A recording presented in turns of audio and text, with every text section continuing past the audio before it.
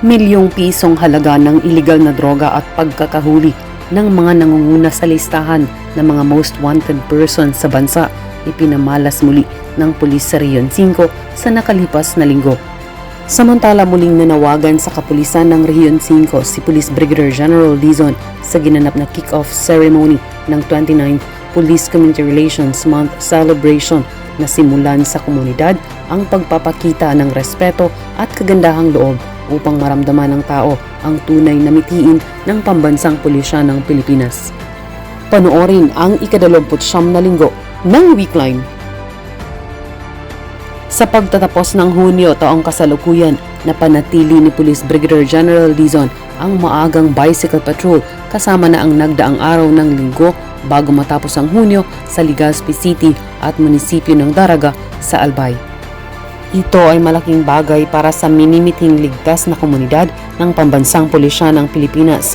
Kinagabihan nakibahagi ang ating butihing Regional Director sa naging Thanksgiving dinner ng Commander ng Area Police Command Southern Luzon na si Police Lieutenant General Roderick C. Armamento sa Lucena City. Lunes, unang araw ng Hulyo, abala ang pamunuan ng Police Regional Office 5 sa kick-off ceremony ng 29th Police Community Relations Month kung saan panauhing pandangal at tagapagsalita si Director Manuel L. Puntanal, ang Regional Director ng NAPOLCOM 5. Ang selebrasyon ay isinabay sa traditional Monday flag raising ceremony na ginanap sa Pro 5 Grandstand, Camp Brigadier General Simeon A. Ola, Legazpi City, Albay. Sinundan ito ng pangunguna ni Police Brigadier General Dizon sa naging staff conference sa Pro 5 Conference Room sa loob ng Regional Headquarters. Nagkaroon din sa araw na ito ng pagpupulong kay Honorable Attorney Raul Angelo GLD Bongalon, Representative Ako Bicol Party List, nang ito ay maging panauhin sa ginanap na Sports Fest sa Regional Training Center 5. Nagtapos ang araw ng Lunes ng ating Regional Director sa pamamagitan ng motorcycle patrol kasama ng ating mga kasurugkaps motorcycle patrollers. Martes, ika-2 ng Hulyo, pagkatapos ng maagang bicycle patrol, binisita ni Police Brigadier General Dizon ang Regional Medical and Dental Unit 5 sa Campo Ola at nagsagawa na rin ito ng inspeksyon sa unit upang makita kung anong tulong ang pwedeng maipaabot sa nasabing opisina. Isinabay na rin ng Regional Forensic Unit 5 sa loob pa rin ng Regional Headquarters upang masigurong maayos din ang sitwasyon ng mga personnel dito, gayon din ang mga pasilidad. At pagsapit ng hapon, pagkatapos asikasuhin ang mga administratibong gawain, arangkadang muli ang motorcycle patrol ng ating Game Changer General. Ika-3 ng Hulyo, Miyerkules, maaga pa lang nasa lansangan muli si Police Brigadier General Dizon para sa kanyang regular na bicycle patrol. Sinundan ito ng mga administratibong gawain at ilang koordinasyon sa kanya tungkol sa mga isinasagawang operasyon sa Region 5 at isang mainit na pagtanggap sa pagbisita ni Mr. Leonardo Robel, ang Vice President ng Aboitiz Power Renewables Incorporated, kasama si Mr. Pablito Tugonon, ang General Manager ng Arsenal Security Agency Incorporated, para sa mga concerns ng bawat kumpanya sa Police Regional Office 5. Huwebes, ika-4 ng Hulyo, nasa Campo Crame ang ating Regional Director para sa mga mahalagang pagpupulong.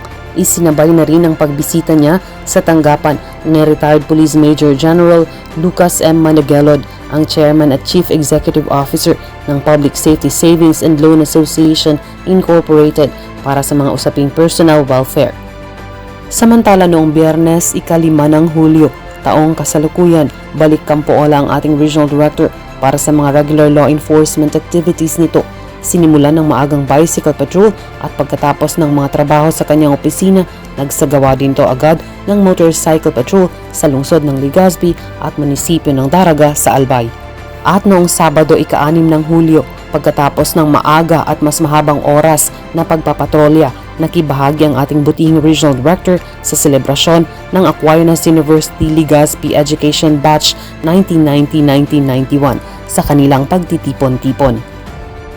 At sa patuloy na operasyong isinagawa sa buong linggo mula ika-30 ng Hunyo hanggang ika-6 ng Hulyo taong kasalukuyan, umabot sa mahigit 1,300,000 pisong halaga ng iligal na droga ang nakumpiska ng mga operatiba ng pulis sa Region 5 na nagresulta sa pagkakaaresto ng 35 suspects mula sa 30 ginawang operasyon. Nanguna dito ang Camarines Norte Police Provincial Office, sinundan ng Masbate Police Provincial Office at pumangatlo ang Albay Police Provincial Office. Sa kampanya kontra illegal gambling, inaresto ang 15 na suspects mula sa ginawang 5 operasyon sa Kabikulan. May 30 operasyong naisagawa naman sa kampanya kontra loose firearms kung saan 6 ang inaresto. Habang mahigit 200,000 piso naman ang kagamitang kumpiskado sa iligal na pangingisda kung saan arestado ang 12 suspects sa 6 na ginawang operasyon. Huli naman ang 4 na suspects sa kampanya kontra illegal logging na nagresulta sa pagkakakumpiska ng mahigit 8,000 pisong halaga ng mga lumbers at flechas. Samantala, umabot sa 70 most wanted persons ang inaresto sa buong Kabikulan sa nakalipas na linggo. Habang 5 ang huli sa mga hakbang kontra insurhensya at 1 naman sa kampanya kontra criminal gang. Alamin ang mga kaganapan sa Police sa Region 5 at sa Transparent Service ng ating Game Changer General dito sa aming linggo-linggong weekline. Basta't kay Police Brigadier General Andre Perez Dizon, serbisyo ay damang-dama, serbisyo ay uunahin ka at ipapatupad ang serbisyong APD, approachable, presentable, and dependable kasurug cops.